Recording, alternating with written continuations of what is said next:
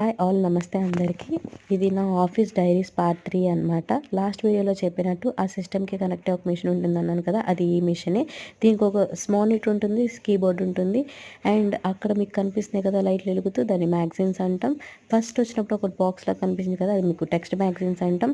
And ఇప్పుడు ఇందాక ఇక్కడ కలర్స్‌గా కనిపించినాయి కదా! దాన్ని ఫీడర్స్ అంటాం. ఈ ఫీడర్స్‌ని ఆ మ్యాగజైన్స్‌లో లోడ్ చేస్తాం. ఆ టెక్స్ట్ మ్యాగజైన్స్‌లో ట్రేస్, ప్యాలెట్స్‌ని లోడ్ చేస్తాం.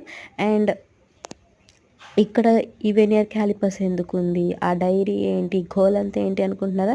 వీటన్నిటి గురించి నేను మీకు తర్వాత ఎక్స్ప్లెయిన్ చేస్తాను నెక్స్ట్ పార్ట్స్లో. వీటిని ట్రేస్ అంటాం, ప్యాలెట్స్ అంటాం.